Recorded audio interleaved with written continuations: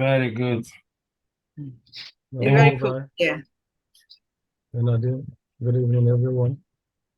Mhm.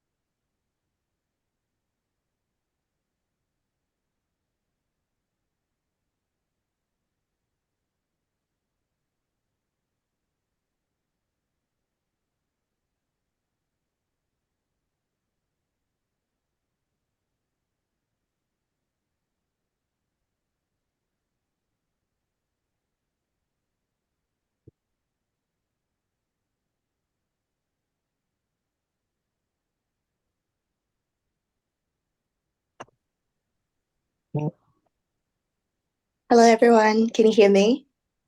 Yes, we can.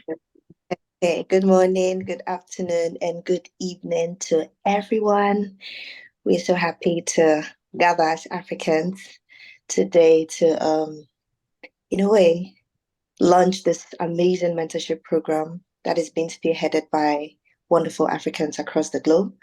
And we want to start with God. So we would ask any Muslim with us to say an opening prayer for us. Any Muslim in our midst? All right. Good evening, everyone. My name is Dr. Mohamed Jamil from Nigeria. أعوذ بالله من الشيطان الرجيم بسم الله الرحمن الرحيم والحمد لله رب العالمين الرحمن الرحيم مالك يوم الدين إياك نعبد وإياك صراط الذين أنعمت عليهم غير المغضوب عليهم ولا الضالين آمين. We seek refuge from Allah, the Most High, to protect us and guide us through this session. May it be beneficial to us all. Thank you. Right. Thank you. Amen. Thank you so much, Doc. So, by way of introduction, my name is Atanto Abaji Makati. I'm an optometrist trained in Ghana. Currently, I'm a PhD student in vision science at the University of Alabama at Birmingham. And I'm a new fellow. I actually became a fellow this year, and I'm a beneficiary of this wonderful mentorship program. And so, before we start, I would like for some student representatives in our midst to introduce themselves. And we included students representative because we want them to come and witness the changes that is happening across the optometry profession in Africa, and encourage students to start thinking towards excellence post graduation and see the global opportunities that are open to optometrists. And so from Nigeria, we have representatives from the University of Benin. If you're the representative from the University of Benin, can you introduce yourself in a few words?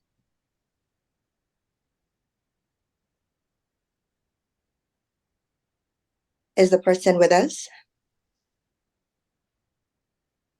Okay. So again from Nigeria, Abia State University. Is there a student representative in our midst? Okay. How about from Imo State University?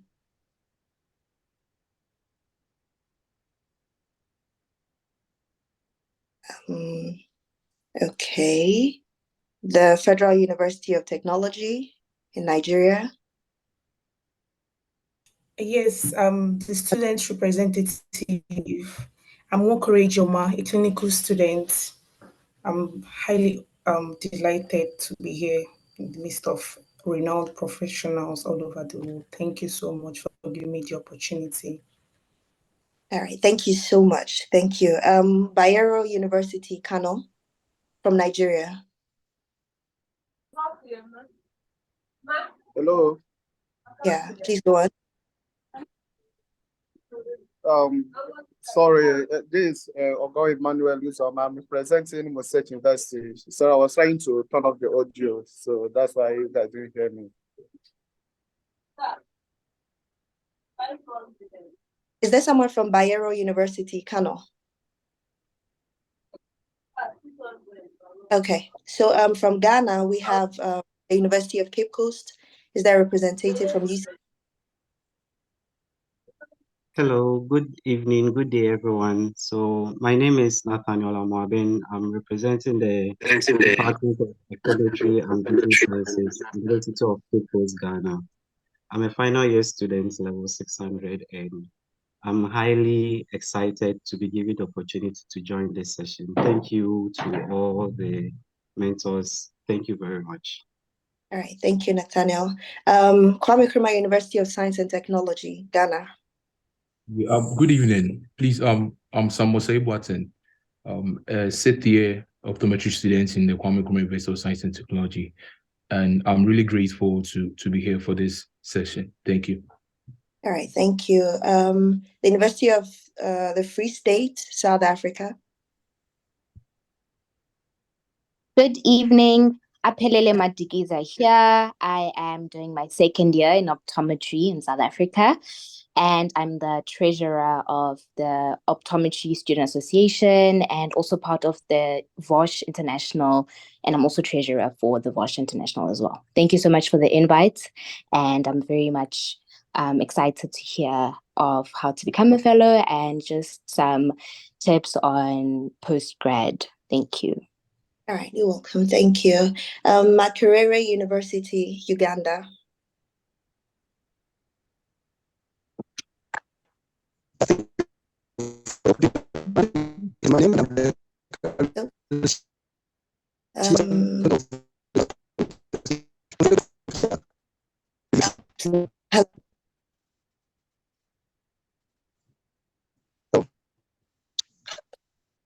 I think the sound wasn't so good. Okay, so Mzuzu University, Malawi. Any representative from Mzuzu University? Oh, you're not fellowship here. Remember. Yes, I'm Timothy Chikaswobi, a lecturer. Although Okay. I think our students will be joining. Okay. Some of them are struggling with the network. Thank you very much. Okay, thank you. Thank you very much. So to all the representatives, you are the ES for your respective student bodies today. So I'll be sure to get all the good about to be shared and go out there and spread the news. So we're just going to dive right into it. We're going to start with workshops on how to become a fellow. We have Dr. Julie Fletner. Dr. Julie Fletner practices at the Santa Rosa Eye Clinic in California, USA, where her practice encompasses ocular disease, surgical co-management, and primary care. She's a graduate of the UC Berkeley College of Optometry, and she serves as the national chair for the American Academy of Optometry's admittance committee. So she has all the information that we need today. Welcome, Dr. Fletner, and take it away. Thank you, and thank you for having me. If you can please give me just a moment, I'm going to pull up some PowerPoint slides. So I'm going to share my screen here, and then we'll just kind of go through how to become a fellow. Okay, looks like we're good. So again, I'm national chair of the admittance committee. I've been on the admittance committee for over 10 years in different roles. So we'll go through the slides, and then there's a few other people presenting, and then it looks like there is a question and answer discussion at the end, so we can go over anything that may come up. So you can pursue your Academy Fellowship as soon as you're licensed or accredited to practice in your country. You have 3 years from the time of your application to complete the process. There are 3 tracks you can follow to become the fellow. And we'll go over all of this today, but this information is on the Academy website as well, if you want to go back and look. Most of our fellowship candidates and fellows fall into the clinical track, and that's for optometrists who are licensed to practice at the highest level in their jurisdiction and are engaged in active clinical practice. We also have the scientific category. Those candidates are primarily involved in research relating to vision science. To qualify for that category, you'll need to have at least 3 eligible first authored scientific publications prior to applying. Our final category is called special categories, and that's for candidates who don't fall into the clinical or scientific tracks. That typically includes administrators, executive directors, consultants, librarians, editors, or others who've distinguished themselves in optometry with their contributions to the profession. So there's many ways to earn your fellowship, and listed on that slide, as well as the website, are the various ways to acquire points. But for the clinical candidates, which is again kind of the largest group, you must complete at least 1 case report as part of your 50 points. Again, we'll go through some of the other ways to get points later, but again, for the clinical candidates, at least 1 case report is required. As mentioned earlier, scientific candidates are required to have at least 3 first authored publications in one of the Academy's approved journals. And on the website, it says which journals are approved, and it's typically, peer-reviewed, archived journals are the ones that are on that list. And then the remaining 20 points can be earned through the other items, posters, papers, like an Academy lecture, etc. And again, it's all listed on the slide as well as the website, but special category candidates can earn their points through the following methods. But for this category, there needs to be at least 1 1,200-word paper for 10 points or a 6,000-word paper for 50 points. So the Academy website has excellent resources and guidelines to help you with writing your case report, as well as samples of previously accepted cases to review. Please note, it doesn't need to be an exotic or, just very rare type of case. I think there's a really good allergic conjunctivitis case on there, posterior vitreous detachment. It doesn't have to be some strange, unheard of diagnosis in order to be used as a case report. It just needs to be well written and follow the Academy guidelines. So typically the case report should be representative of the patients you see on a daily basis. And it should be about a patient that was managed after your graduation from optometry school. The cases should be managed either by yourself to completion, excuse me, or co-managed to conclusion. So if the patient's referred to a subspecialist or ophthalmologist for tertiary care, you do want to include those reports and the final outcome. We also just want to note that all the case reports will be checked for plagiarism. We have a website that we run the cases through. And some common themes of the cases that have been flagged by the plagiarism software in the past couple of years is where it's picked up where large sections of someone else's work are directly copied. And so even if the person cites it, it says where they got it from, it's still considered plagiarism if it's copied word for word from another written work. So we just want to make sure everyone knows that so that there's not any unintentional plagiarism with the case reports or publications.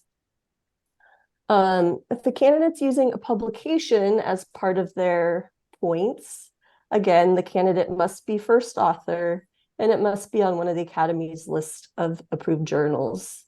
Any articles over 10 years old might still be acceptable, but the subcommittee chair may ask that you require any additional updates on that topic, since you wrote the article. Excuse me. Posters and papers are acceptable only from the following meetings listed here.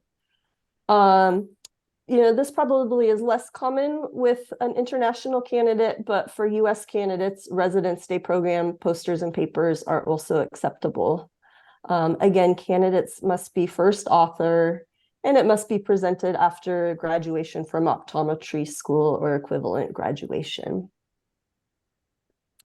Points can be obtained for an academy lecture given within the last 10 years. The fellowship candidate must be the sole presenter of a 1-hour lecture or at least 1 hour of a 2-hour lecture. Those quick ground rounds presentations are not eligible for fellowship points. This topic, again, may be less common for an international candidate on the clinical track, but for candidates using residency for fellowship points, it must be an ACOE accredited residency. And then also acceptable for points, which is much more common with our international fellowship candidates, is a graduate degree in vision science beyond the OD equivalent from an accredited college or university. So again, once you get the OD equivalent, then if you got a master's beyond that or a PhD beyond that in vision science, that would count toward fellowship points. Points for leadership are, excuse me, I've been a bit under the weather this week. Points for leadership are only awarded for significant activities at the national or state level outside of the scope of the candidate's regular compensated position. So if this is going to be used for points, you just want to receive approval from your subcommittee chair first. If it is approved, it would require a 1,200-word essay. A book publication can also be used for points if it's a book published in applied science, optometry education, or optometry management. When multiple author published books are submitted for credit, an explanation of the candidate's role in writing the book would be required. So once all of the written work has been accepted, you'll sit for your oral examination at an academy meeting. So much of the oral exam is based on defending the written works you submitted. So the best way to prepare is just to go over all of your written work and be prepared to discuss that during the exam. There's many resources available to help you achieve your fellowship. The Academy website has some excellent resources and guidelines to use as you complete your written works. The case report guidelines provide extensive instruction on selecting cases, formatting, and again, like we talked about earlier, the sample case reports to review. I think that's a great way for people to get started, just to kind of get in the flow as you start writing. Also on the Academy website is an information resource hub. It's available to Academy members and it's designed to support your research endeavors. You'll find a link to journal articles, books, citation management program, and other resources that can support you in your pursuit of fellowship, as well as any of your other clinical endeavors. So this past January, the Academy held a virtual case report workshop that was held by one of our other members of the admittance committee. This session would be great for you to view online before you start writing your case report. It gives you tips on selecting a good case, insight into what the committee is looking for, and so on. Also, if you're able to come to the annual meeting, the Academy offers a couple of sessions with both the membership and admittance committees to help you through the application process and also give you an opportunity to ask questions you may have. You have 3 years to complete the fellowship process, as we discussed earlier. So again, listed here and on the websites are the dates that will help you keep on track for the oral exam in the year that you're aiming to sit for the interview. So for instance, if you want to sit for your oral exam in 2024, you would need to submit your first case report by February 1st. If you're writing more than one case, the second would be due by April 1st, and so on. The Academy offers special incentives to help new graduates begin their journey to become a fellow of the American Academy of Optometry. Current student and resident members who apply will have the $60 application fee waived. You can learn more about that on the Academy website. And then there's also tiered pricing for recent graduates. If you're from a low-income country or a low to middle-income country, per the World Bank Index, you can also contact membership for assistance with the dues processing. There may be other discounts available. As far as the annual meeting, it's my favorite time every year. Not only is it great education and collaboration, but it's also a lot of fun to catch up with people and kind of invigorates you for your next year of practice. So we try to rotate the meeting sites between the West Coast, Central, and East Coast of the US. And they try to host it in fun cities. It was New Orleans this year, which was a lot of fun. Next year, the meeting will be in Indianapolis, November 6th through 9th. So again, all of this information is on the Academy website at aaopt.org. You can also find us on Facebook, Instagram, and LinkedIn. Again, with any questions about becoming a fellow, you can email membership@aaoptom.org. And then once you apply, you'll be assigned a subcommittee chair who specifically works with the international candidates. And then the subcommittee chair will be your main point of contact regarding your written work and questions and the continued fellowship process at that point.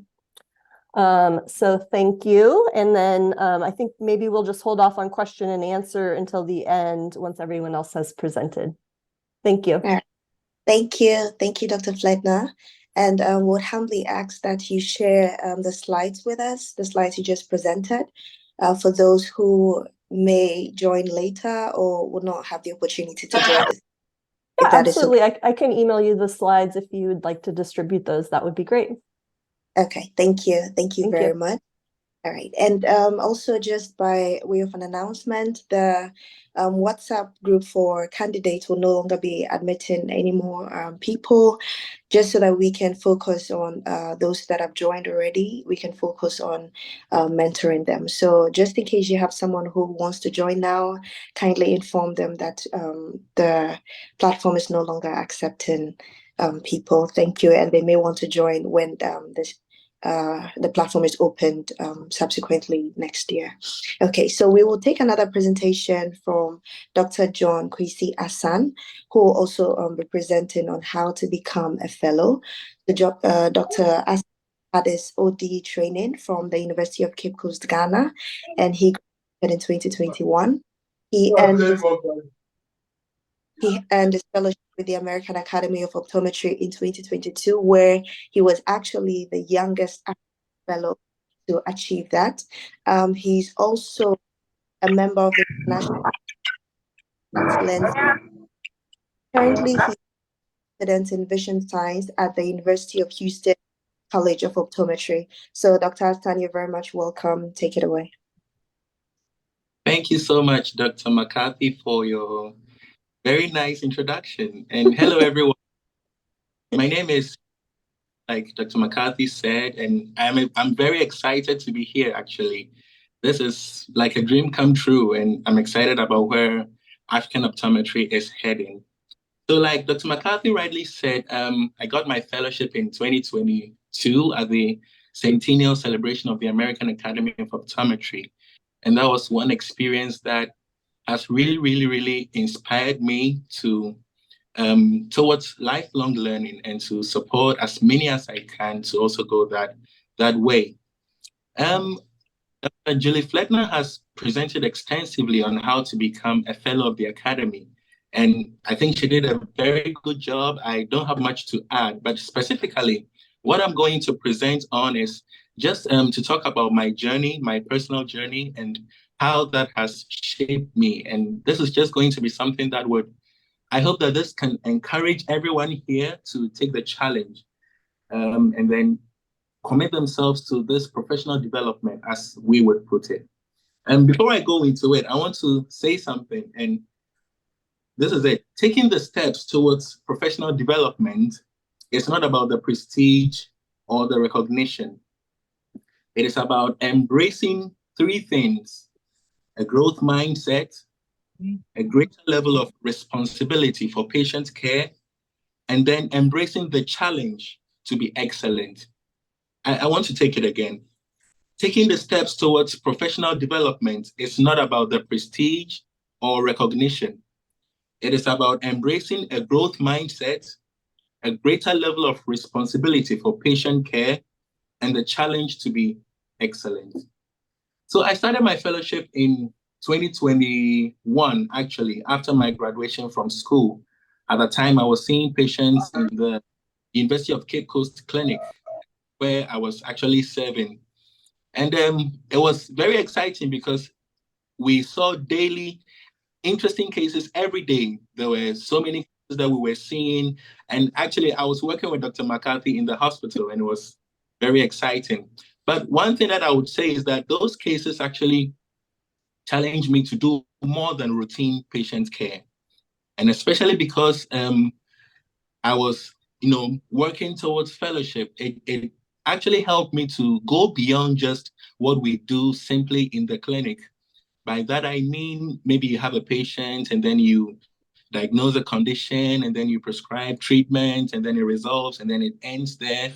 For me, during my fellowship journey, it went beyond that because then I had to learn how to really follow up my cases more carefully and then be able to assess my patients to be sure that there was complete resolution. And then with time, I just found that it became part of me. I realized that, my output or my work as a clinician became better because this time I was working with a patient interest at heart. There were some of my cases that I sent for fellowship that needed to get some imaging, and that meant helping my patients to travel to another city in Ghana to get the imaging so that we can monitor them. And since then, it has really, really challenged me. And that's why I said earlier on, it's more about a challenge to be excellent, embracing a greater level of responsibility when it comes to patient care. So I submitted 5 case reports. I wrote on 5 case reports, and I was able to send in the first one by February 2022. Actually, that's the deadline if you're looking to go the clinical track, if you want to submit at least one clinical case. By February next year, it should have been submitted. So you might want to start working on it, start putting it together, and that's what we are here to support. I had a very good admittance committee chair who was giving me very good feedback. And thankfully, though all my cases went through without being revised, his feedback was very constructive because his comments gave me a direction to look into other areas that were very important. Let me give an example. I sent a case on glaucoma comorbid with high myopia, and then his feedback made me start thinking about the ocular hypertension treatment study, which was something that I hadn't paid attention to. And that is what all this is about, helping you to embrace professional excellence beyond your routine clinical work. And to our students, for me, I will encourage everybody to want to give this a shot right from school because you want to distinguish yourself beyond, again, routine clinical care. You want to put yourself in a position where your patients have extra trust in you that this doctor is going to go beyond, above and beyond to help me. And so thankfully, all my cases were approved. And then I had to get ready to sit for the oral exams, which was to be taken in person at San Diego in California. So I put myself together. And again, that preparation also helped me to learn more about the cases that I sent. And even beyond that, I had to go beyond just the cases in the sense that I needed to understand the other possible diagnosis and how they could have affected my diagnosis, how the patients would have responded to a different treatment, And again, this goes on to emphasize the fact that the fellowship process is just to make you a better clinician, and not to talk only about the clinician or the clinic track, but I think that even through the scientific track or leadership track or presenting a 1-hour lecture or the other tracks, for me, it just helps you to put yourself at a level where you go beyond what everybody else is doing. And I think that if every one of us can embrace that, then we'll be pushing optometry indeed to another level. So, but that's basically my journey to fellowship. And since then, I've been taking the academy programs. Clinical Investigator Certification Program was fantastic. Currently, I'm on the Merton C. Flum Leadership Academy, and it's very exciting to be on these programs. And I just want to challenge every one of us here. Give this a shot. And then this might be the beginning to another level of career excellence. Thank you so much. Thank you, Dr. Asan. That's very well said. So at this point, we would want to take a presentation from Dr. Damien Echendu, who is the Director of Optometry at the State House Medical Center in Abuja, Nigeria, and Professor Bernardine Ekpeyon, who is an Associate Professor of Public Health at the University of Calabar. They will be presenting on benefits of being a fellow of the AAO. So thank you, Doctor and Professor, and please take it away. Thank you. Just permit me to share my slide.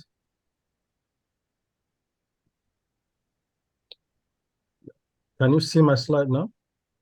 Yes, sir. Okay, thank you very much, Dr. McCarthy, and welcome everyone here, especially the mentees. I must commend Dr. John Hassan. I met him for the first time in San Diego when he got his fellowship. And I would say he actually gave it a shot from school. It wasn't an easy thing.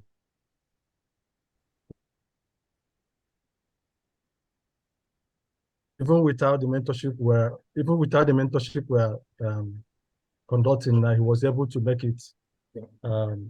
it successfully.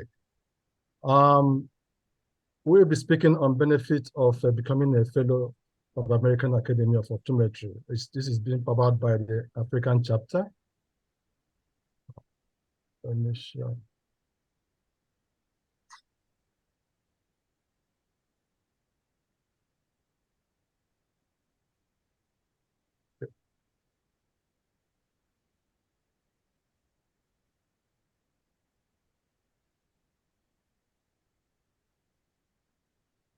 Okay, I'll be presenting with Associate Professor Bernardine Ekpeyon of the Department of Public Health, University of Calabar, where our presentation will be almost the same, but I'll be talking from the American Academy perspective, while she will be speaking from the African perspective.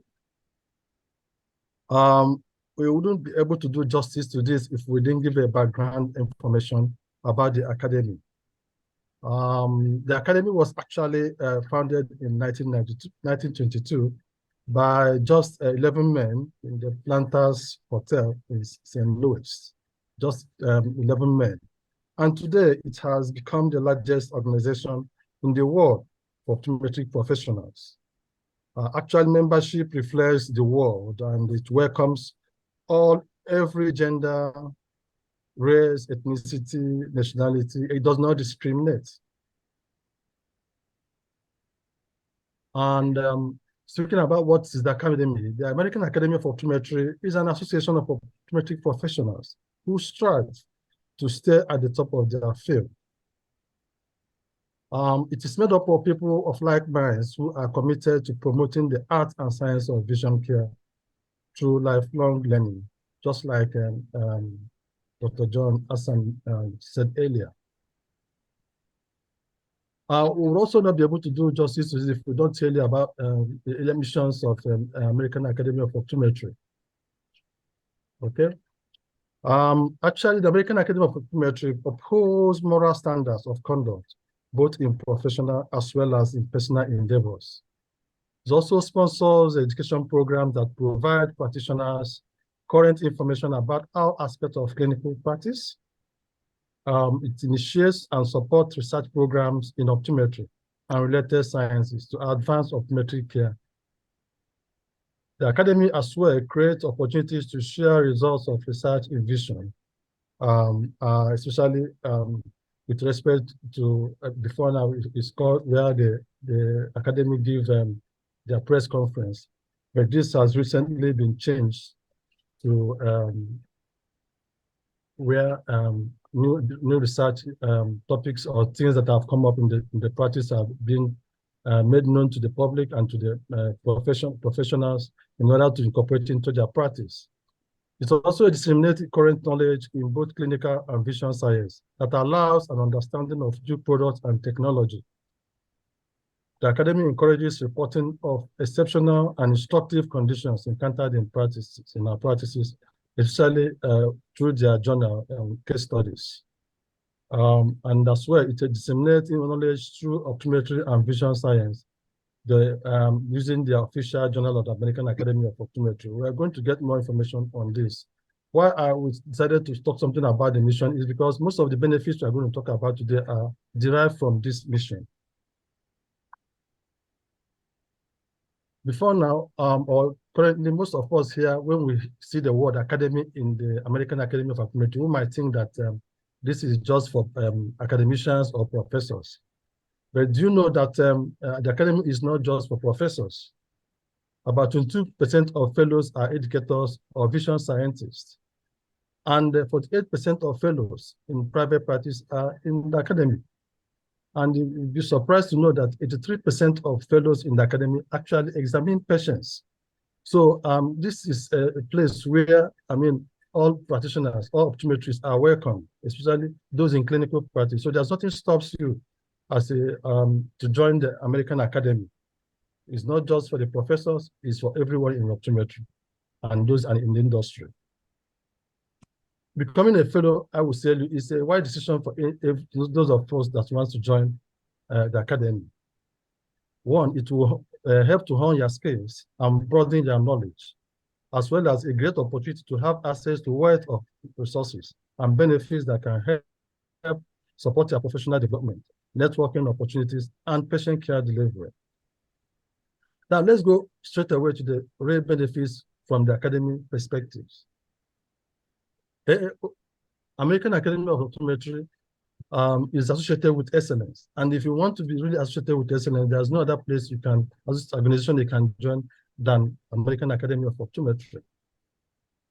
Being a fellow of American Academy comes with a lot of prestige, and you'll be respected, admired, and you'll be recognized, and both globally and locally where you practice. It will entitle you to the designation of FAAO. This means you are recognized by other colleagues as knowledgeable and experienced professionals who have met the higher standards of professional competence in a broad range of issues related to eye care. In fact, it will make you an authority in optometry and eye care. Other benefits of being a fellow of American Academy of Optometry relates to professional development. The AAO offers a variety of opportunities for continued education, mentorship, and career advancement. Becoming a fellow will give you the opportunity to develop important age education that reflects the profession's emerging trends, best practices, and industry innovation. You can acquire this through hands-on workshops carried out by the academy. You could also, through the academy, you could also participate in lectures, ground rounds, symposia, and roundtable discussions. All this will help you and brand you as a seasoned professional in eye care industry. Also, the academy is committed to vision and eye care research as a means of translating new research into optometric practice.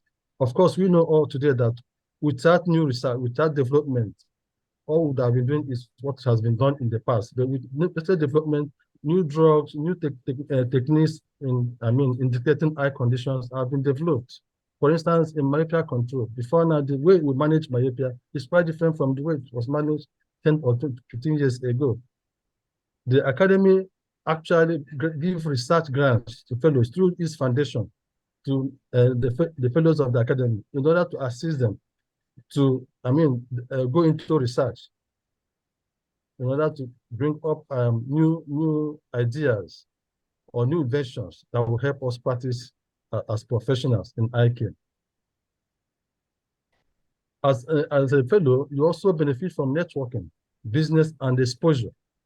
The academy is a platform that will help you to meet, socialize, and collaborate with other optometrists, opinion leaders, and vision scientists. The academy annual meetings is a great place for you to socialize, to meet opinion leaders, to meet scientists, to meet optometrists at higher level. You'll be able to collaborate with persons in the industry. You'll be able to meet opinion leaders that shape the optometry profession in the whole world. It helps to build relationships and gain exposure to new ideas. trust, and perspective. By joining the academy or becoming a fellow, to help you to improve your ideas in clinical practice, in leadership. And it also creates a trust for you, for your patients, to have a trust in you, for your colleagues in the practice to also have trust, because they have seen you as somebody that have developed yourself through learning. It also kind of open a window for you to start thinking in a different way, and reasoning in a different way, and see things in a better way as captured globally. You can actually join any of the 9 clinical sessions or the special interest groups in the academy in order to broaden your knowledge, or in order to network and improve the care you give to your patients. You can as well, just like the African chapter has just been formed during the last meeting in New Orleans. You can as well join the African chapter. Through the chapter, you will have a lot of benefits to derive for being a fellow of the American Academy. The academy will help also to grow your eye care business. By attending the annual meetings, you'll be able to encounter over 200 SBs or exhibitors, captains of industry, that you'll be able to, as being a business in optometry, you should be able to build your business through this. You can collaborate with them. You can establish a new business line through meeting with those that are exhibiting in the industry. Also, becoming a fellow will also entitle you to be listed in the online directory of fellows. With this, you can get referrals from everywhere in the world. I am a living example, okay? And I have got referrals from all the way from US and UK. For those that this is just me going online to look at those that have especially qualified in a particular area of eye care.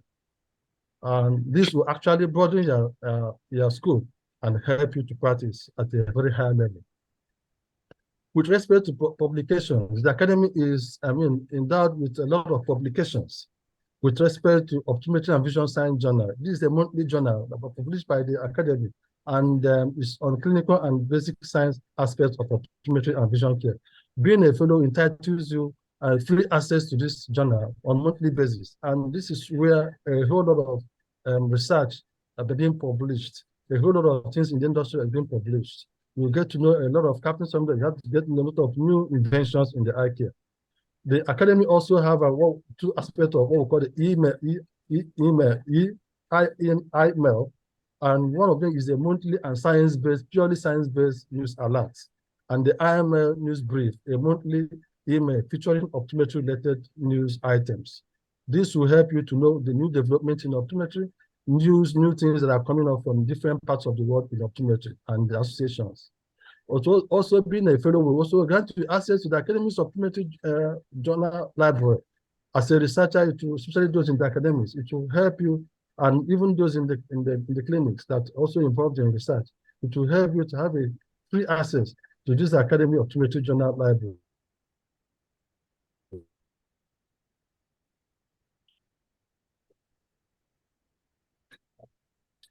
Areas that will help the profession grow. It also gives access to the AVSL and AO Information Resource Hub to locate journal articles, books, and other useful information, useful resources to support research endeavors. So when it comes to discount, the academy is not shielded from this. We are in a world where cost of things are increasing per second. I will take Nigeria for instance, some of the third world countries. Our currency is no longer, measurable to dollar, which is the currency that is actually, controlling the world economy. And the academy is actually humanitarian, and they also have those in low income and low middle income countries at the back of their mind that if left alone, optometry will still be in the rudimentary stage in this area, in this part of the world. So they actually have created a waiver for application for new applicants until December 31st. So some of us that are here that really want to join the organization as a fellow have the opportunity to get the application be a free one. So before December 31st, you have the opportunity to apply, and that will be just completely free. Before now, most of us that joined them wasn't there, and we paid this. Also, there is also a subscription and access to Optometry Leading Journal, which I've just mentioned earlier, including access to reduced publication fee in the new case report journal, the Clinical Insight in Eye Care. There is also access to Academy Online Journal Library and the AVCL Information Resource Hub. All these are some of the things that are in the aspect of discount, which the Academy has made available, so that it will not be, there will not be any stumbling block for you to say, I will not be able to help myself professionally. I will not be able to move from where I am today to a new level where I will be providing best practices or best clinical care to my patients. The Academy have a great opportunity for you to have access to clinical podcast series. Okay, this is in form of a digital audio recording internet documents, which you can actually download. And it talks about things on eye care. It talks about some of the conditions we come about in our practices. And you, from downloading this and going through it and saving it, you should be able to help yourself clinically. Also, also with respect to past meetings, you also have access to records of the past meetings. And I must also commend the Academy. During the last meeting, we found out that some of us here were privileged to be participate in the clinical investigation program. And they came back, and you can imagine that. So with this, we are building, yes, it might be personal, but actually at a broader aspect, you find out that it has a greater impact or great impact on the profession of optometry. As becoming a fellow, also you have the opportunity also to have a reduced attendance during the annual meetings, and also reduce dues, like low-income countries. Recently, the Academy looked at it that it wouldn't be, easy for those in low-income countries and low-middle-income countries to actually be paying their dues when you compare to dollar rates. And good enough, with $25 annually, you can actually, pay your dues and become active at the Academy. And then for those in the low-income countries, and those in the low-medium-income countries have just to pay. Before now, we are paying if once you're above 3 years, you will pay not less than $400. And then I must also commend the Academy. During the last meeting, those in this region was also given a 70% less in the, for registration for the Academy. So, the Academy is really looking at all this and helping to cushion some of the challenges we are having as optometrists, so that it will be able to also join, get in, and be able to improve eye care, be able to improve optometry practice, and also the well-being of our people. In terms of research, optometry and evidence-based practice continually evolve, and new practice standards of care are implemented. As a fellow of the American Academy, you are committed to lifelong learning. This will help to improve your mental health, add variation and excitement to your life, build a larger network for you, and make yourself essential in ever-changing world. And of course, it will increase the trust with your clients and even those around you. Becoming a fellow, of course, will help you to become the first to learn and implement new research findings into your practice. This is actually showcased during the Innovation and Vision and Eye Care during the meetings. This was formerly the Academy Press Conference, but now is known as the Innovation and Vision and Eye Care. With this, you'll be able to know the new inventions, new things that have come up, which you can actually incorporate into your practice in order to provide better care to your patients. In summary, therefore, becoming a fellow of the Academy is an opportunity to hone your skills and advance your career. Surrounding yourself with like-minded colleagues who promote lifelong learning and deliver exemplary eye care and vision care. As a fellow, also, the fellow AO designation embodies the Academy's vision of inspiring excellence in eye care, sense of sensibility for excellence. I will use this opportunity to welcome Associate Professor Bernardine Ekpenyong to come in and then speak on the African perspective, of the benefits derivable from the academy. Thank you very much. Thank you, sir. Hi, everyone. Hi. Okay. Thank you, Dr. Damian, for that wonderful presentation. I hope he has succeeded in confusing you, to convince you from, I'm not confusing you, because he has given out a lot of evidence why you should be a member of the academy. I'm going to reiterate on most of the things he has said a bit, and then go into experiences, share experiences, personal and as well as from some of our colleagues. If you're here and you're not a fellow yet, from what have been said so far by all the speakers, you can see that you're already qualified to be to apply to be a member of the academy, or to apply for fellowship and be a candidate fellow. So for those searching for immense learning experiences and skills in the field of optometry, I can tell you that fellowship of the academy is a fantastic option. And that is from personal experience as well. Like Dr. Echendu actually said, the academy, the fellowship is prestigious, and the use of the FAAO distinction at the end of your name is very, very prestigious, I can tell you.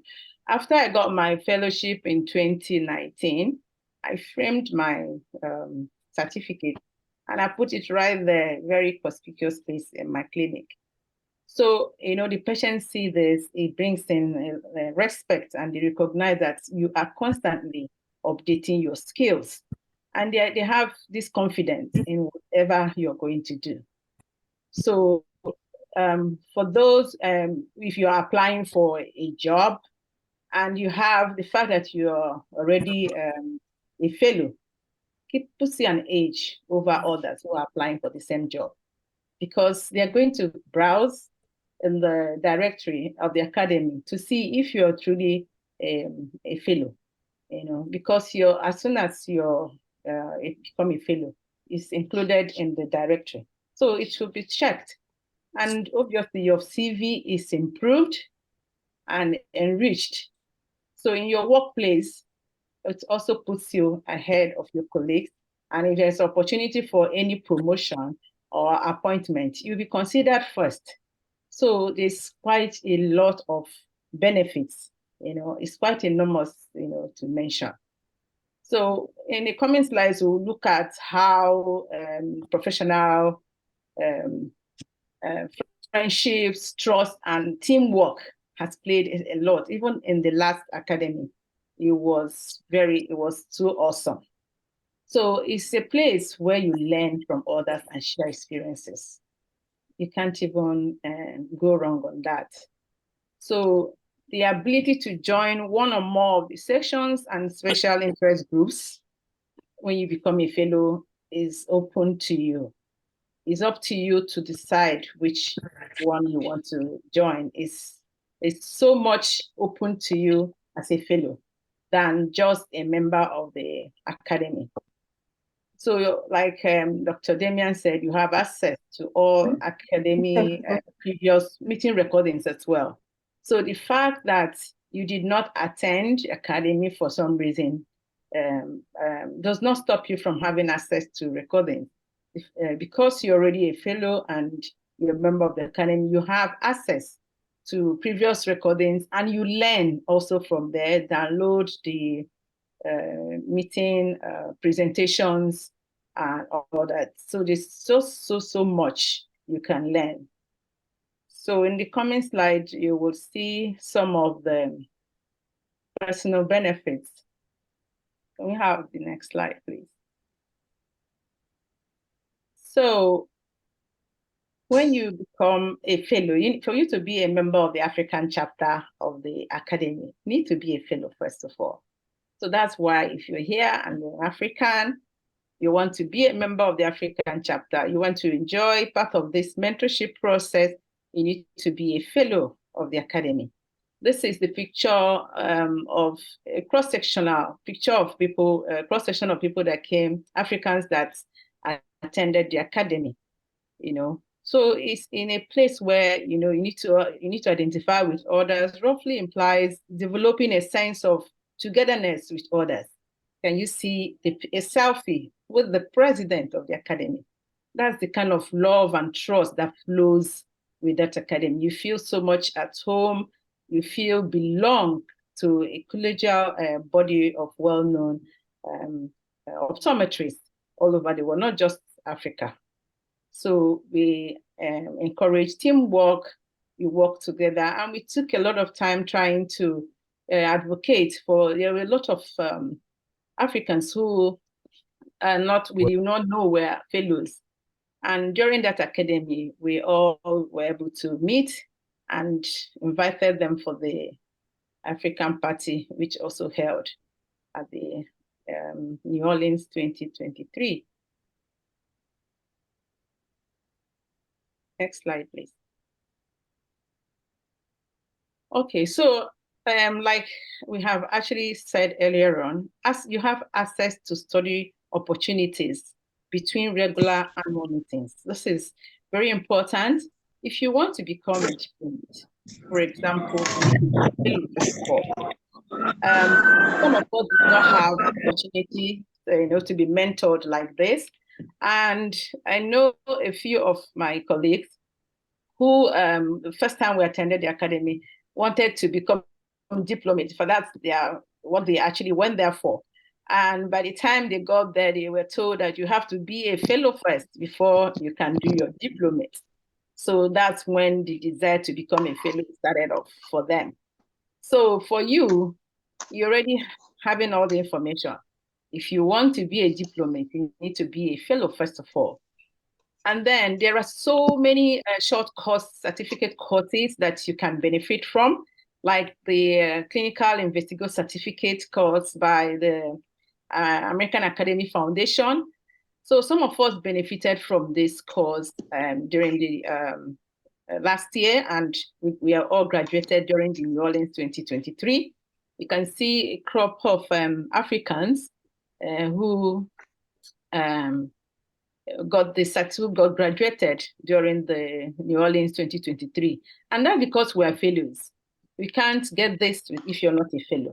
And one important thing about this course is that, during the graduation ceremony, we had opportunity to meet with companies who conduct clinical trials, and and they were actually looking to see how they can partner with Africans, in carrying out clinical trials.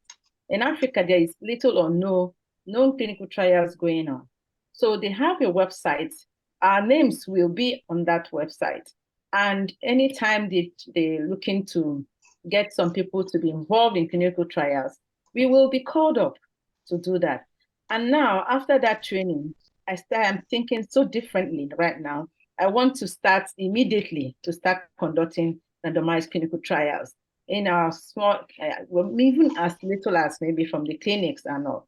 And having done this course, during the last meeting, we said as Africans, in Nigeria, for example, there are just 4 of us right now who are clinical investigator certificates.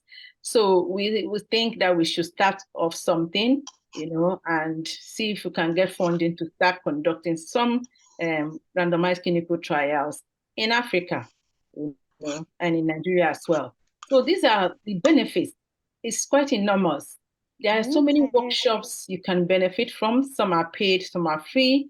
And so many clinicians, so many optometrists have improved their clinical skills by attending this workshop, slit lamp investigation, so many OCT, and there's so many workshops that you can benefit from by being a member of the academy. So I'd like to encourage those who are fellows already to try and register for the CIC.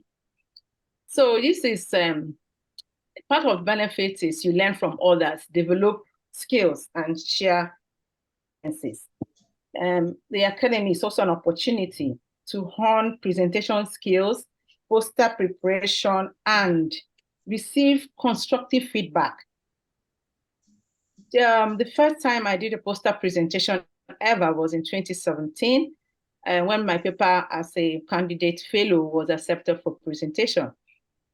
Before now, I have had a oral presentation. That was my first time. And guess what? That was the first time I learned how to prepare a poster. That's what the academy does. It prepares you.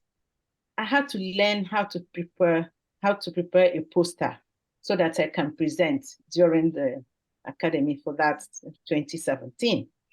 And also, we also discovered in during the New Orleans, there's so many of our colleagues who are not aware of even the poster presentations and did not know that it was rich enough for people to, go interact and get feedback from colleagues who are presenting, and you will learn quite a lot also going to the poster section. So it's not just the oral presentation, the posters are very rich and you can learn quite a lot from them. So all work and no play make Jack a dull boy. So there is also access to local chapters and social functions. You become a member of the African chapter, and you can see for the first time we had an African party. If you look through, you can see the president of the academy, Susan, the husband, and a few others Africans dancing during the African party. And we had the opportunity as well to celebrate our new fellows. It has never happened. When I got my fellowship, we just after the events of the Saturday, and that was the end. But these our new fellows, because of the new chapter, were celebrated during the African party. So in summary, I would like to say that I'm welcoming you all to be part of this global community for a positive change.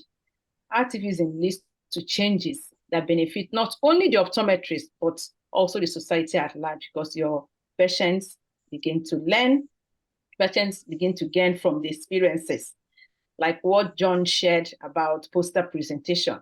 That's what I shared about case reports. It teaches you quite a lot. It changes your clinical practice because you now know the things you're supposed to do and follow due process in trying to see your patient. You don't do shortcuts. If you do that, the interesting cases you would want to use for your case report, you may not be able to do that anymore because there are some investigations you're supposed to do that you neglected at the time of seeing that patient. So it teaches you to be very professional. So we have more information on this. You can visit the Academy website. Also the African chapter, you can email the African chapter. And if you also have your email, we will be sending relevant information to you as well. You can also send email to the presenters if you need more information. Thank you very much and for listening, and welcome as you join this great family. Thank you. Thank you so very much, Dr. Ichendu and Professor Ikpeyo. It's been very informative, very inspiring. I'm sure everyone here is inspired, and we are just so much grateful for your time and all the information that you're sharing with us. And so at this point, we want to invite Professor Tuani from South Africa. She'll be giving us a step-by-step process on how to, apply for fellowship. So let us welcome Professor Tuani from South Africa.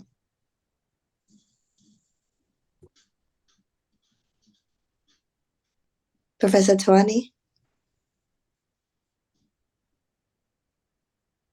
Good afternoon, good evening, everyone. May I share the screen? Thank you. I want to thank my colleagues who gave great presentation before me. And unfortunately, I'm given this part, which is a little bit longer. So let me just do this.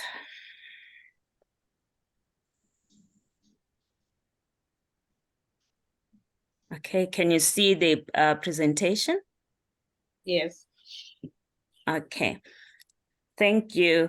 My apology, Bernardine and Damien, that I didn't put that FAAO designation after my name. I will do it next time. So, colleagues, after those great presentations, now is how do I become a member? How do I become a fellow? So we're going to go step by step process. How do you do that? Because you cannot just stand and say, I want to be a candidate. You have this paperwork that is needed. Okay, so the first step is to create a AAO account. So you log in to your account at www.aaopt.org. Okay, so you log in. So when you log in into that website, this is what you are going to see. And then on the top right, there are 3 lines. You click on those 3 lines, and then you'll see member login. This is the one under member login. That's where you are going to start to create your account. And then once you click under member login, this is what will come out. So most of us, we do not have, if ever you are not a candidate yet, or you're not a fellow, you won't be having an account. So in that case, you click do not have an account, which is this one underneath here. You click there. So when you click do not have an account, then this screen is going to come up, and you have to complete all the fields so that it will create an account for you, and also it will assist that we get with your candidate application. So here's just one of the dummy just to show how you need to complete. It's very, very important that you complete all the fields over here. So your first name, your last name, and then from there, your email address, and also you have to retype your email address, and then you give yourself a password. That password must be at least about 8 characters long, and it must have a mix of letters and also numbers, and mustn't be the same as your user number. And then it will tell you if the strength of the password, sometimes it will say it's weak. If ever it's weak, change and get something else. And please, after you have created that password, write it down so that you don't forget it. Okay, so once you have created that, you go back and log in. So now you got an account, you go and log in, and then something like this will come out. So you go to my profile, edit. So it's a personal snapshot. So you go to edit my profile, and then you complete all here. You'll see there are drop-down boxes here, salutation, your title, your first name. It will come automatically from there. Your suffix, the degrees, very important that you have to write the degree. And the other thing that is important here is for you to also put your birth year, and also the year where you graduated.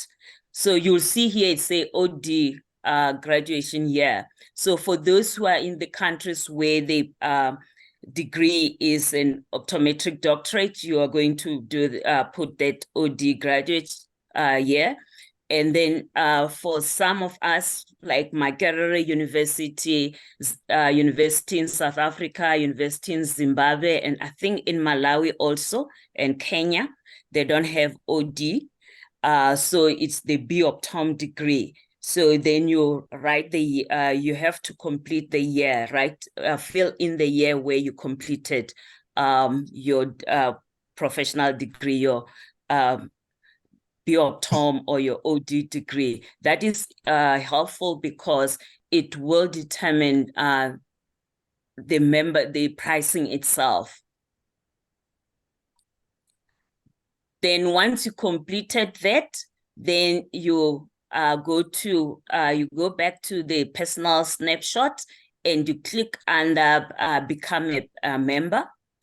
So then you choose a membership, and in this case, it will be candidate. And then it will come up with a due selection, which will be 190. But we all know that this is going to be waived. There's a waiver of application fee, which is until the end of December. So also, it's very important here that you also have to indicate in that step 2 in the previous that your year of graduation, so that it will assist over here. And then after that, please do not pay immediately, because you need to send an email to Kayla written. That is the email here, informing her that you're applying to be a candidate, and also that this is you are part of the African chapter, and also copy Dr. Levi and also me. I'm the secretary of the African chapter. So here's the email, africanchapter@gmail.com. So you will be able, if ever you do that, then you will be able to get also for the membership. So membership and also the waiver, she will do that, and then she will send you an email, and immediately then that's when you are going to do the payments.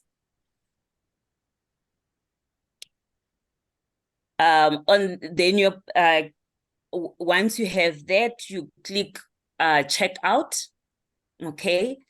And then if ever there's you'll have a coupon code that will have been given by Kayla, and then you put it there, and then you apply, and then from there you are going to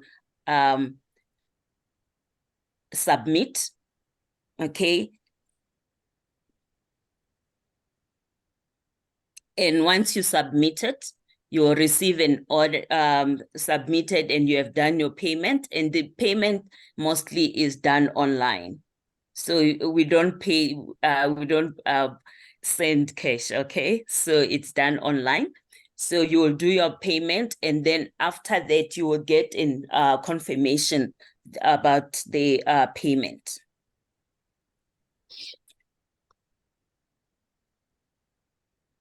So after that, you are going to complete the candidate application. So which will be your step number 6.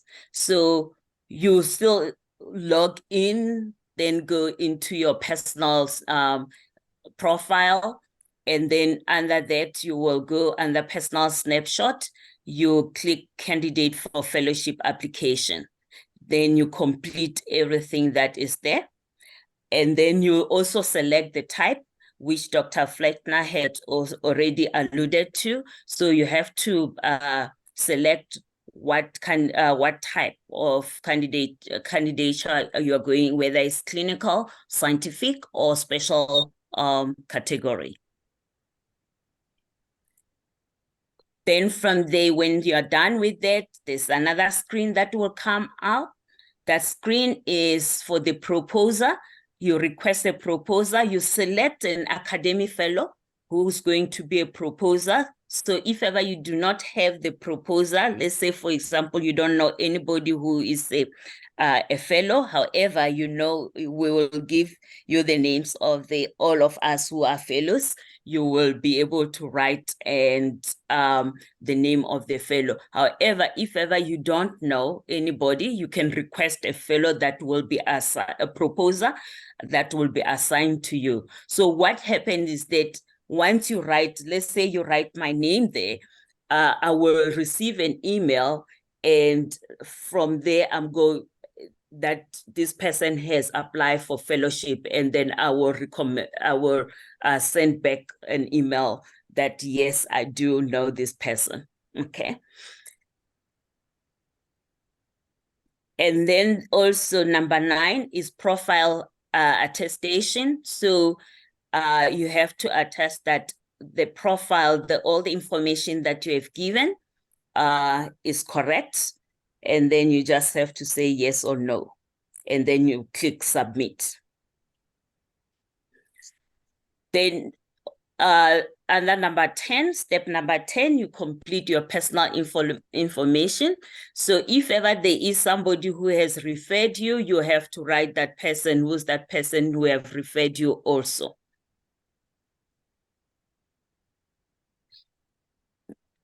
Then this step also is for you to enter your licenseship or accreditation history, where you, if ever you, which country you are licensed to practice, and also do you have diagnostic privileges, pharmaceutical, therapeutic, or diagnostic pharmaceutical agents that you have to do. So actually we will, here is just to look at the scope of practice. Then you click the next, you will go into, which will be item number 12. Then you enter your professional activities, and everything should, it depend also, if ever you are going to do the, okay, no, this one is the same. It doesn't matter whether you are going to do clinical research or administration. However, here you have to say, do you, are you a clinician, yes or no? Afterwards, it say the percentage of your professional activities. Everything must add up to 100. So for example, if ever you are an administrator, you'll put 100% here. However, if ever you are also an administrator and also a clinician, maybe you'll put 10% administrator, about 90% you are working as a clinician. Okay.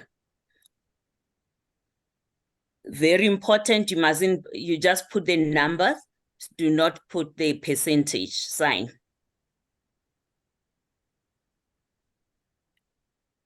And also the other thing over here, you need, it's number 14, you also have, this is the other history, or history if ever you had number of practice, your personal history, name of the practice where you are practicing, number of years that you are practicing, previous practices, and then it will be different for those who are doing administration. The different screen will come out for those who are only taking the research or scientific track. Then if ever you have completed any publication, then you have to write it over here. If ever any publication, any lecture that has been done.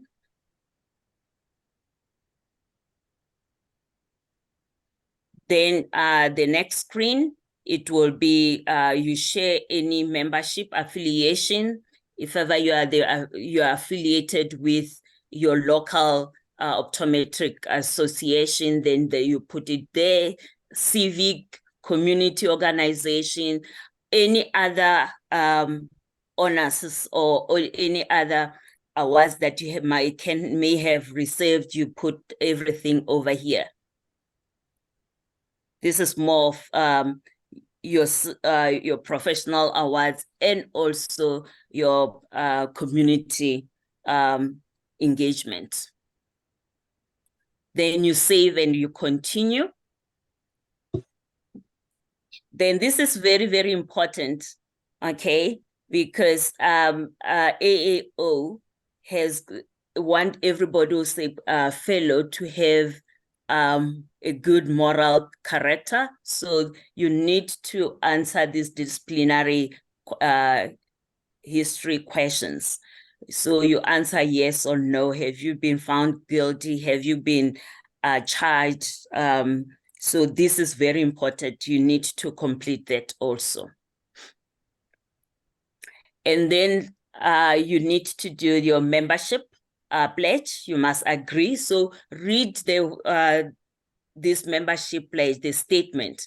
Don't just agree, read everything. You will understand what is required of you as a member, or as a candidate to become a fellow and become a member of the academy, what is required of you. And the other thing, as you're going to be doing case reports or writing essays, plagiarism that Dr. Fletner has alluded to, is also indicated under number 6.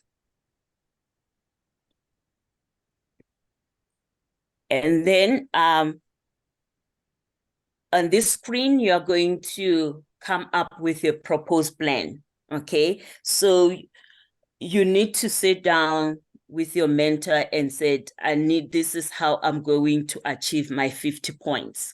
Firstly, as you need to say, which track are you following, whether it's clinical, scientific, or administrate the other category. So then what you need to do in this case, sit with your mentor and then do our advice that before you complete this proposed plan, sit with your mentor and discuss this proposed plan, how you are going to accumulate the 50 points.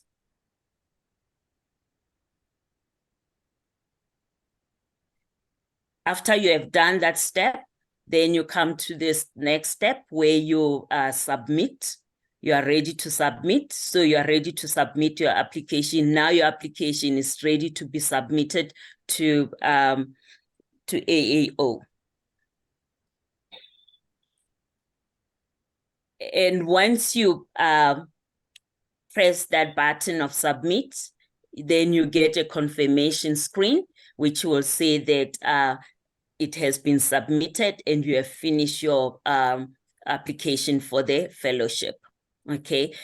And then on your profile, I think 5 to 10 minutes or maybe 20 minutes later, when you log in, you'll see My Candidate Portal. So which means that now you have, you can click on your candidate portal. And then in your candidate portal, that's where you are going to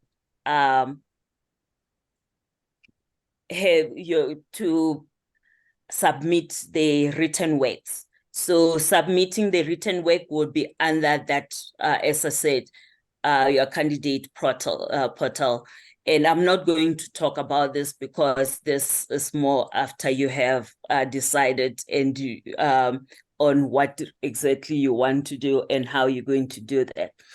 But what I want to also say for this, under your candidate portal, you also have to upload your CV. It's very, very important that you put your CV. Very important that you also put your qualification, your degree, okay? And also you're going to also put your cases. When you submit your cases, you will upload the cases, and then you have to be, first submission, you have to say version number 1, case report 1, version 1, okay? But it doesn't mean that you have to submit immediately. Submit your CV, submit your publication, submit the posters if ever you have presented poster at ARVO or also at Academy, you can upload them under the My Candidate portal.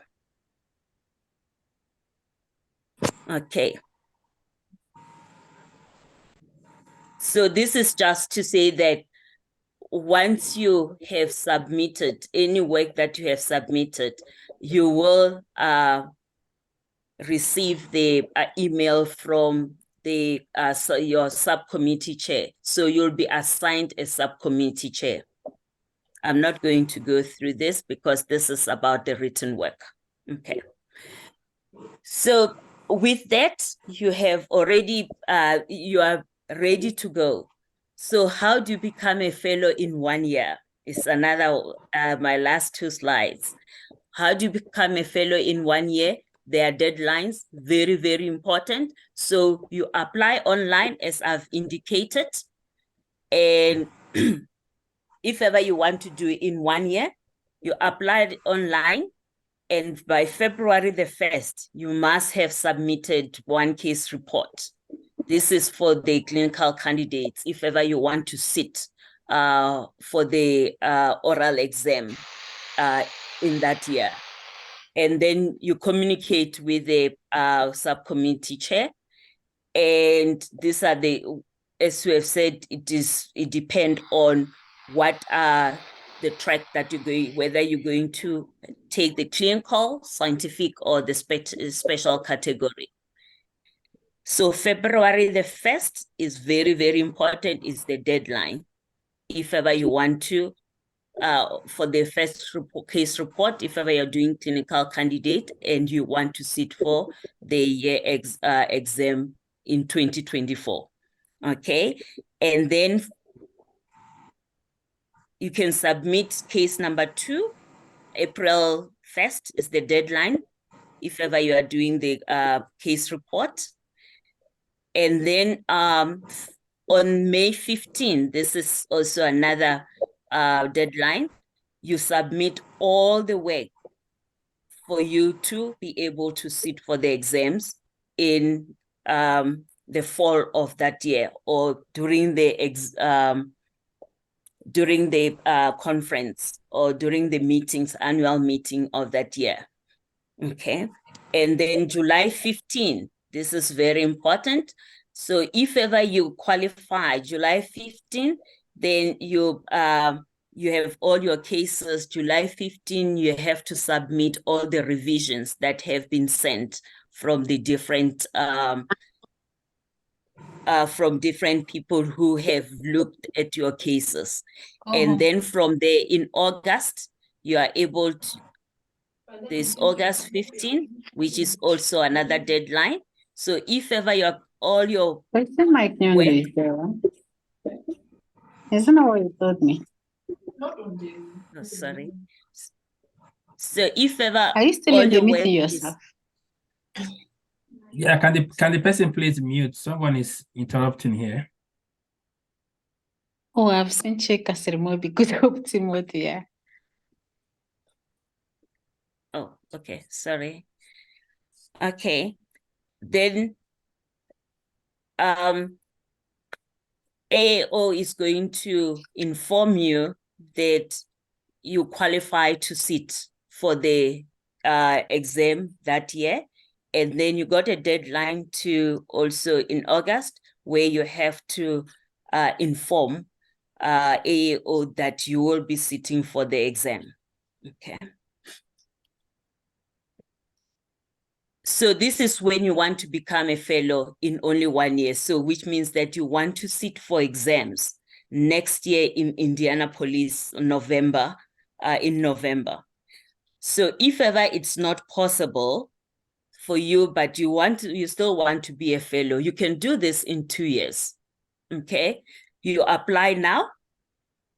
April 1, this is the what you can do. You can April 1st, 2024, you submit the case report number 1. June 1, 2024, you submit case report number 2. And if ever you like to go to the meeting, then you attend Academy November 6 to the 9, 2024 in Indianapolis. You may even present a poster or present a paper there. That will count towards your 50 points, okay? Then in December, you can, if ever you didn't present a poster there, then in December, you can submit case report number 3. Then in March 1st, 2025, you can submit case report number 4. May 15, submit case report number 5. And then July 15 will be the deadline of all the works, all the edits, okay? If ever there's something that you have to edit, revisions, all the revision July 15, 2025. And in August 15, 2025, you notify the chair of admittance to schedule for oral interview. And in October 2025, you sit for your oral interview in Boston. Thank you, and that's it. Great. Thank you very much, Prof. Tuani. That was very thorough and very informative. So at this point, we'll have a question and answer session. If you have any question, you can either type it in the chat box or you can raise your hand, use the hand emoji to raise your hand and you'll be called. Okay. So you can either just type in the chat if you don't want to speak. Okay. Raise your hand. Asental, there's somebody who asked, thank you very much. Okay. To find about the first case report, what format should it take and how it should be? We will have a workshop on that, just to deal with case reports. Okay. Yeah, and that's a great question. I would just add, I think starting out looking at the sample case reports will be very helpful because the Academy definitely wants a certain format, you know, with the cover page, keywords, introduction, the body of the case report, the discussion and conclusion. So not only, excuse me, is that listed there, but kind of looking what they want and then viewing the sample case reports, I think that will give you a good start as well. I see a question, can two people who co-managed a case both present the case for points? I would say no, probably no to that. I think you want it to be a case that was primarily managed by yourself. So I think the answer to that is probably no. Yeah. Yes. I think in here, are there any arrangements put in place for a candidate who may not be present for the oral interview? Yeah, ideally the candidate can come to the meeting. I think it's the best scenario if someone is able to come for a live interview, you know, the camaraderie and that interaction. But for people who have true travel or medical limitations, we are still currently doing Zoom examinations for those candidates as well. Okay, thank you. Yeah, and just to add to what Judy said, that exception for Zoom is case-to-case basis. That was what happened last year. So just in case, you need to let them know why you're not able to attend for them to be able to apply the video conferencing work. They want everybody to be present if possible. Okay. I think can generals be made? Levi, can you speak on some of the Levi, can you speak on some of the questions regarding the fees? I think there's a lot of clarification. If you can give those clarifications. Yeah, I'll come in once Asante gets to that. I think she's reading them as they come in. Yeah. I think Dr. Levi, someone asked if aside from the $60 waiver, are there any other dues to be paid? Yes, I did answer on that platform. So the $60 waiver is the application fee, which if you did not attend the Academy, participated in that information session, or you're not part of this group, you may be asked to pay the $60 fee. But however, the Academy has applied that $60 application fee as a waiver. So no one is from this group is paying that fee at all. So your application fee is actually $0. Now, once you get into the candidate platform to now register for dues, there's an annual dues that you pay just because you become a candidate for fellowship. That continues every year. That fee is also reduced. Initially, if you spent about 15 years above, it amounts to about $375. But the Academy is reducing that fees by almost 75% for those in this platform. Again, this is not applicable previously. We've been able to get that fee because we know that's a barrier to so many people from Africa and other low to middle income countries to get into the Academy. So there's a reduction fee. You cannot get that reduction fee and the waiver if you don't email Kayla, don't go to the website and apply. you will pay the full fees, then we'll have to struggle with a refund for you. So we do expect that people don't rush into it. Take that process, write an email to Kayla, copy me or copy the African chapter. Then we'll be able to track whoever they haven't refunded to make sure that these things get done systematically. So that's something we all have to remember. Do not apply directly or pay the fees. We will struggle to get your refund. It will come, but it may take a while. Okay, thank you, Dr. Levi. Someone is asking, can journals be made easily accessible to students at discount? Now, that's, yeah, go on. Oh, I know they're accessible to fellowship candidates once they've applied. So that is one of the benefits of being a fellowship candidate, is having all that journal access in order to write your case reports or even posters or publications. Yeah, and just to add to what Julie said, there's also a student fellowship process. Now, we haven't started that as a chapter, but some students who are also members of the academy do get access to those journals. So what we might do on our own space is, if you have any article that you're looking for and you cannot access that, any of us on this platform who are part of the African chapter have got subscriptions through our universities, to the academy. We might be first able to send you those articles and be able to download them. So we don't want any of this to be a barrier to you having to read what you need to read. Please do let us know. Your mentors as well are very key to what we're doing.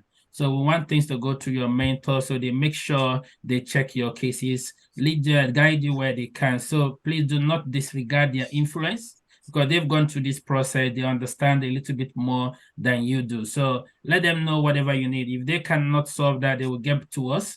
And if we can't, we can go to people like Julie and the president, people who are also responsible for that, to make sure that we get access to that. So there's a process, and we want people to as well benefit from that. Okay, thank you, Dr. Levi. I think Carol is asking, is there any consideration in points for potential candidates who already have masters or PhDs? Yeah, if it's a master's beyond the OD equivalent, in some countries, I don't think so much Africa. We have some countries where the OD equivalent is called a master's, but any master's beyond the OD equivalent or PhD, if it's in a vision science field, can be used for fellowship points. Okay. Excuse me. Okay, thank you, Julie. Zubeta is asking, now that we have started the African chapter, will there be African journals that will be considered in the future?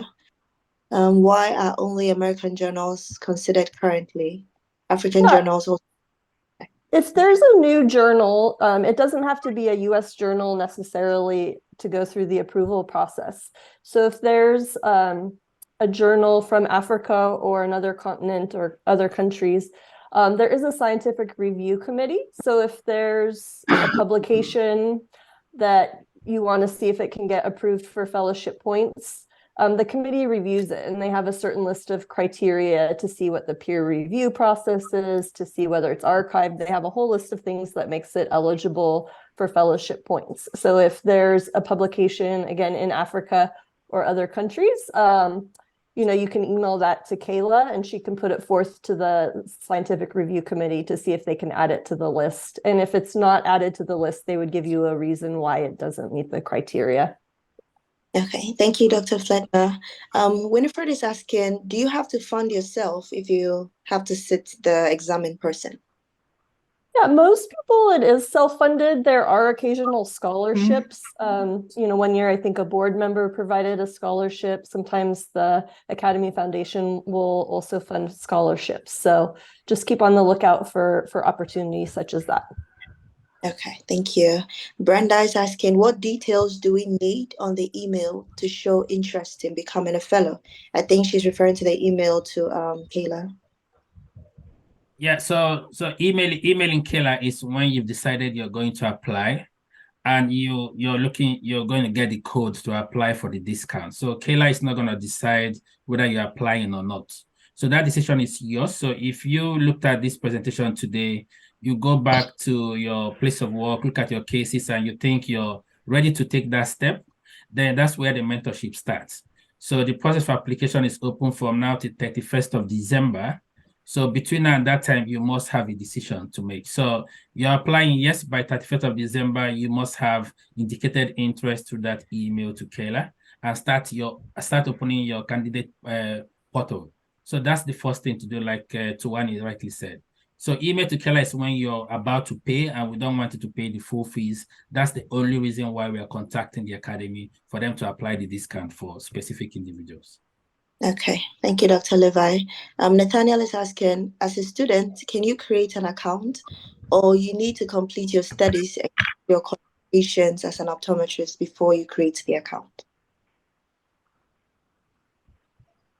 I think the student fellowship is a little bit different. And to be honest, it's not an area that I'm involved with.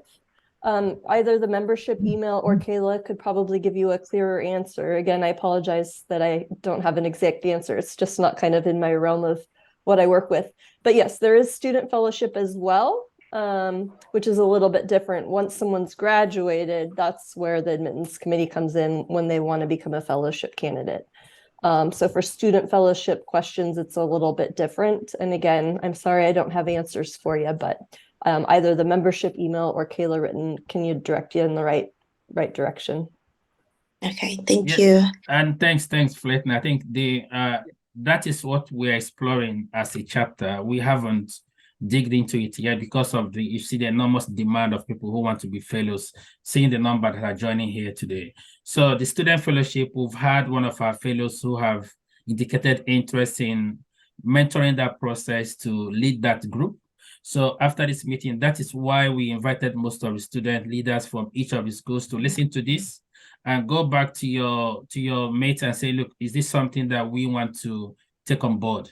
There is a cost to everything you do in the academy, like attending the meetings. You may not get scholarship, so there's always some commitment from your side. Is that something you're able to take on now, which we don't want extra pressure on the student? I know how your work demand and studies are. So, but we will be doing that in the next couple of weeks to see if we can delve into that. And if we will, there'll be people who will be ready to champion that cause. So look out for that call, when we're ready to do it. And we can also inform everyone. Okay, thank you, Dr. Levi. I think Bismarck's question has been asked. So Prof. Tuwani answered that yes, you do get points for any other degree you may have beyond OD, as long as that degree is in the field of vision science. Okay, Sandra is asking, I'd like to find out the difference between clinical fellows and those on research basis. So the clinical route and the scientific route. Are there privileges specific to the individual categories? Optometrists currently involved in research obliged to apply as clinical fellows? So that's Sandra's question. Yeah, so again, the scientific candidates need to have at least 3 first authored publications. So typically that's people who are primarily doing research. Some people do clinic and research. So some people kind of could do either. But again, you need at least 3 scientific publications for the scientific route, whereas the clinical route requires at least 1 case report. So just based on, what you feel will be the best way for you to get points, you might fall into either category. Usually, though, the scientific category is for people who are actively doing research and publishing, whereas the clinical route is more, candidates that are seeing patients or working with patients.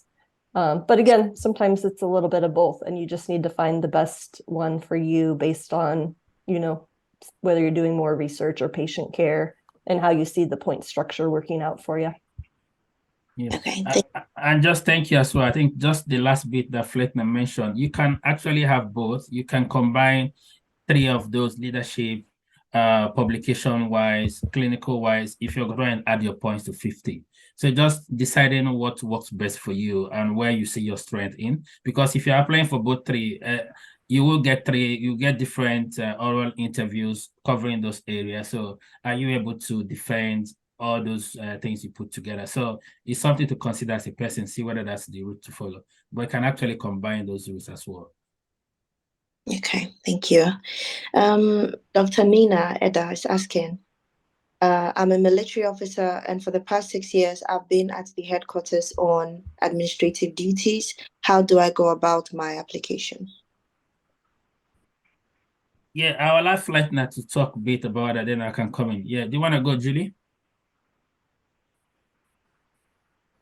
So I guess it just depends. So if you've been doing administrative role for the last 6 years, then you might be eligible for the clinical or the special categories candidate, where you can write either a very long paper about kind of your administrative role, or a shorter paper as 10 points, and then fulfilling the other points with case reports, posters, publications. But yeah, the administrative is definitely one where you can meet the special categories goal. So I just encourage you to look at the website, the American Academy of Optometry website, and it describes in detail kind of that subsection of candidates for fellowship. Okay, thank Yeah. you. Yeah, I think that's good. That's typical for some of us, some people in the first quarters. Now, like, you can write the stories of how your contribution there has led to improvement in eye care, quality of care in the group you work in. And that's a special category that Julie was talking about. If you also see patients, there are also clinics also located in those quarters, and you're able to show cases as well. You can combine the routes. You can take the leadership part and also combine your case history, your case reports as well as part of your application. However, these things we can sort out with your mentor. There are special cases that we haven't experienced before. We can ask those questions and be able to get clarity once we start the mentorship program. So let's not underestimate what that can do. So don't think you're left out. Just try it. Let's give it a go and see where we need. Some of the things we are learning as much as the academy is learning as well, with so many new systems coming on board. So we do want to provide the best answers for you. So seek for those answers and find the solutions where we can. Yeah. Edith is asking, please, you're not speaking. Could you kindly mute for us? So Edith is asking, as an intended scientific candidate, so I think this has been answered, Julie, already. It depends. It would assessment by the AAO to determine if it meets the standards for publications from that journal. Okay. And if videos are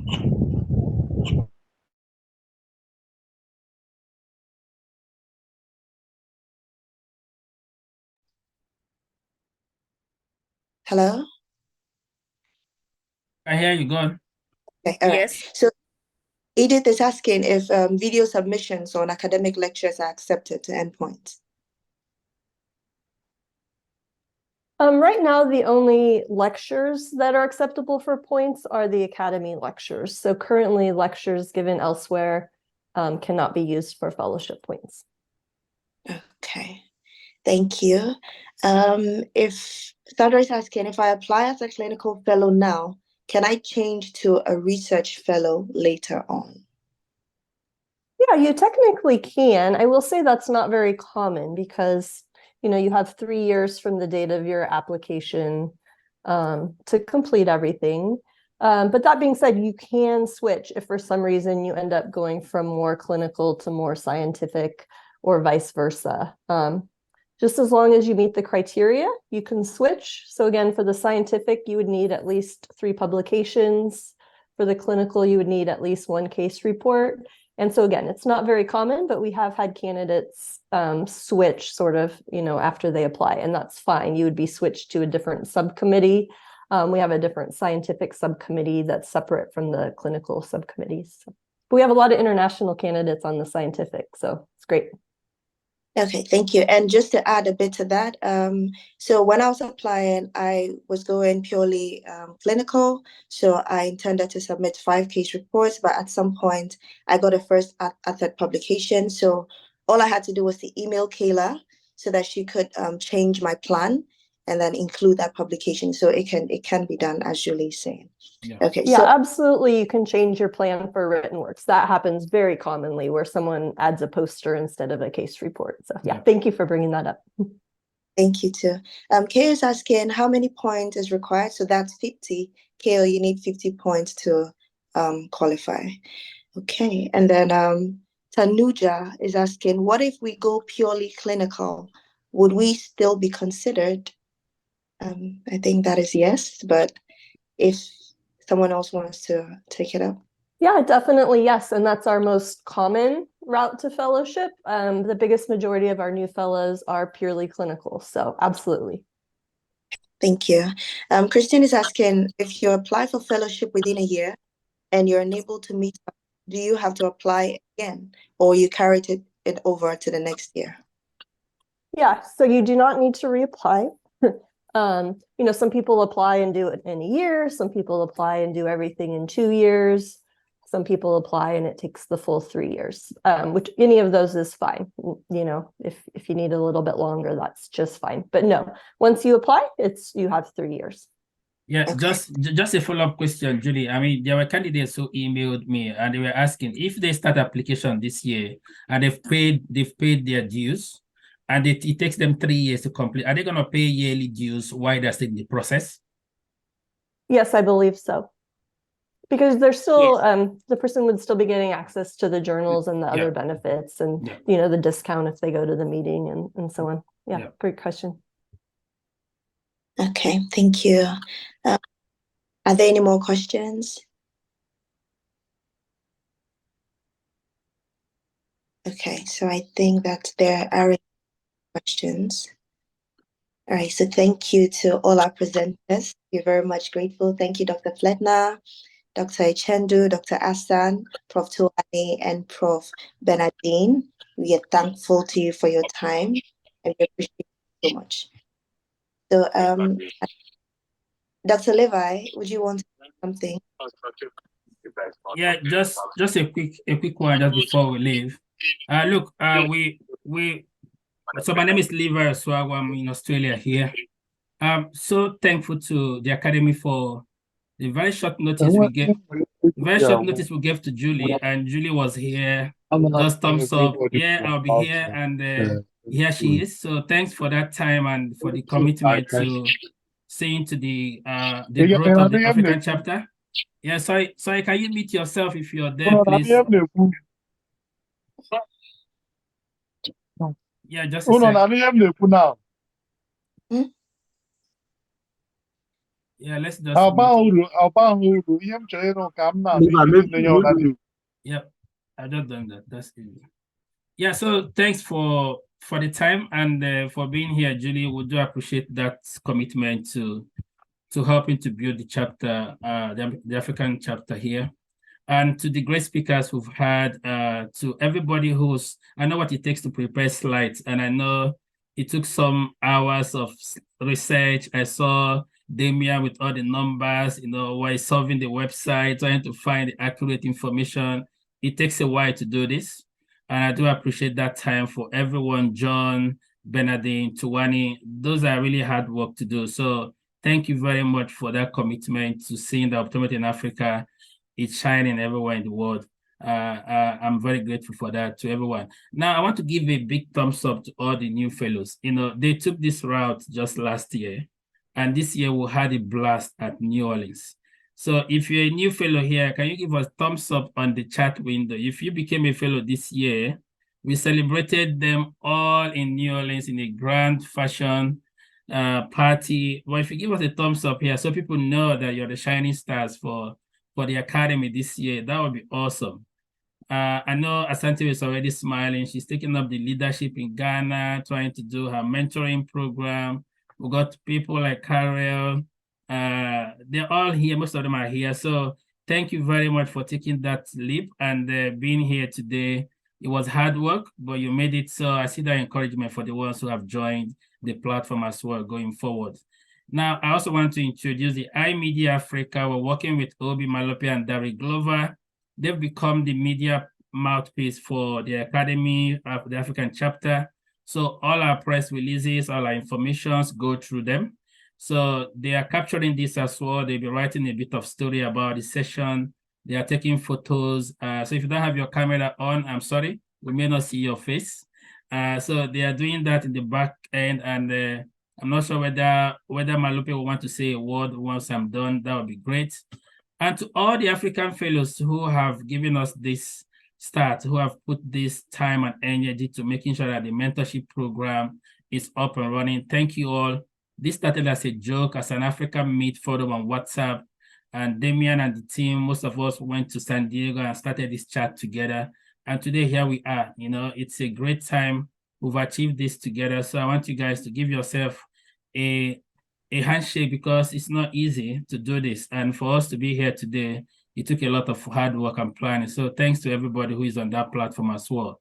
Now, to the leaders of this African chapter that have worked day and night to put this together, to make sure we come up with a plan, change our strategies based on what happened this year, to increase our mentorship numbers and bringing people on board. Thank you guys for the hard work, and I do appreciate all the energy and time that we put to this. Finally, for everyone who is here, I mean, some people, it's almost time to start going to church or sleep, you know, but we're still here, you know, listening to this for 2 hours. It takes motivation and passion to do this. So I do appreciate that presence as well. If you're not here, Julie will not be here. We must have left by now. So because you're here, we're able to deliver this wonderful workshop. So I do thank you for your presence. Now, the student reps is a very important part of this for me. You know, I know if I had this opportunity when I was a student in my final year, I may be different from where I am today. So I see that future in our young people. I see the energy for change. I see the commitment to excellence. So I think having them on this platform, for me, is a motivation to go back and think, how can I make a change for my platform from where I am? You know, you can do it as a student. You can start looking at excellence of how you practice, how you see patients, how you treat them, you know, your communication method. These are the things we want to see change. You know, if we do that, we will change our local chapters. We can play a role in bringing change in everywhere we are. So being part of this, to me, is magical. You know, how it changes your mindset and the thoughts that you start having, the thought process is different, because you're seeing everybody here thinking about excellence. It becomes part of your journey as well. So thanks for being here. And lastly, Indiana 2024 is just around the corner. If you're planning to attend, planning early is the key. So we are instituting a group booking from the African chapter. We'll be calling on people who think they will be attending and starting to do our arrangements early. It saves cost. It makes visas easy to apply early and get your appointment. We want to make sure that nobody misses out from the Academy 2024 if you really want to be there. So it's our call to make sure that things are done properly, and this chapter is devoted to doing that with you. So on behalf of the African chapter, I do congratulate everyone who is going to be at Indiana. If this pathway is what you want to take, we are here to guide you. There are mentors who have signed up for this to help, to tutor you, to guide you with love and commitment to get you there. So don't feel overwhelmed at all. There were a lot of presentations. We will share that on the platform for the candidates that we have. And we'll make sure that if there's anything that's not clear to you, we will seek for answers where possible. We don't have answers to it. So many things are new due to this academy, the chapter. We are getting so many new demands that we didn't know how to deal with them before. But the academy is committed to working with us to find solutions. So don't ever feel overwhelmed.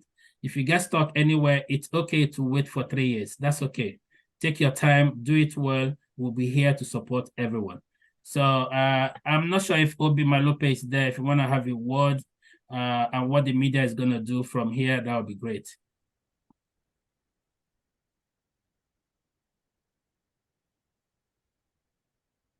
Hi, Obi, are you here, or Daryl? Is any of you there? Hi, Dr. Levi. Thank you very much for the opportunity. Good evening, everyone. Good day, good morning. What an amazing time this is for Africa, especially when it comes to eye care. You can sense that we are all moving in one direction, and the African chapter is charting that way forward.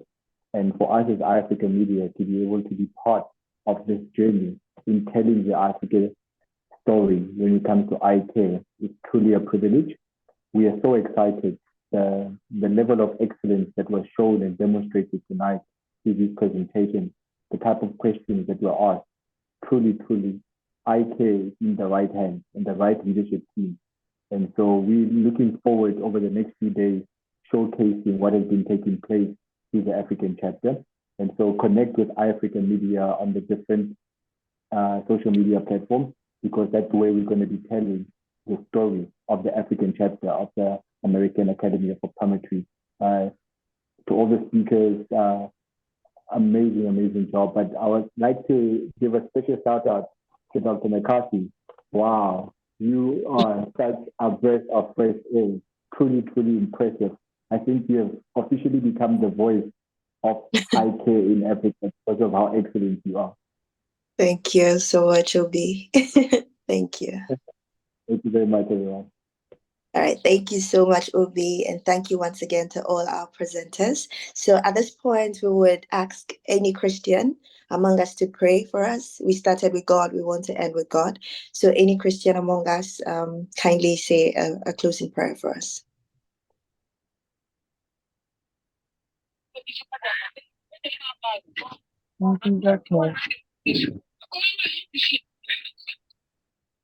In the mighty name of Jesus.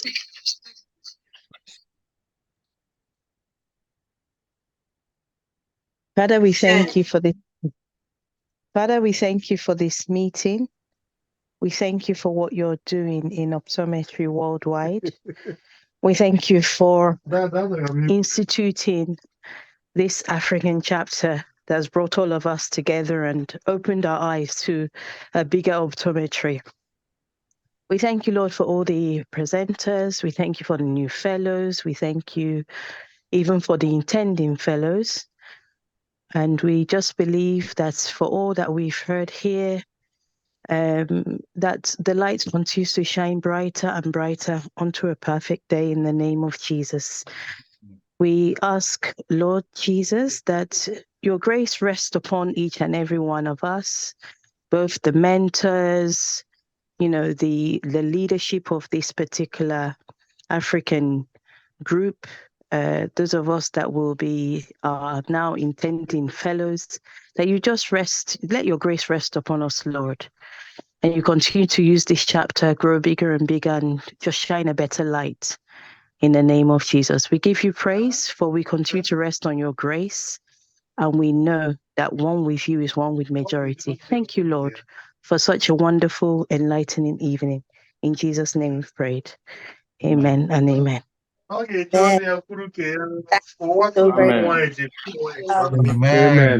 This meeting has come to an end, and I wish everyone a wonderful ahead. All right, bye. Okay. Yeah, thank you. Before we leave, can everybody put on their cameras so that we can take pictures? Sure. Yep. Godwin, can you take thank you, picture? everyone. And also, Yeah, Levi, can you take picture? Obi Malope is doing that. So I guess he must have taken pictures. So Obi, have you taken photos, or you need us to stay on board? I took some pictures when there was still, I think, 180 people. So I've just been taking pictures throughout as well. Awesome. Yeah, so we do have photos to run it. All good. Okay, thank All you. right. Thank you, everyone. Thank you, Good night, everyone. good morning, Thanks for good your time. afternoon. Bye. Good night.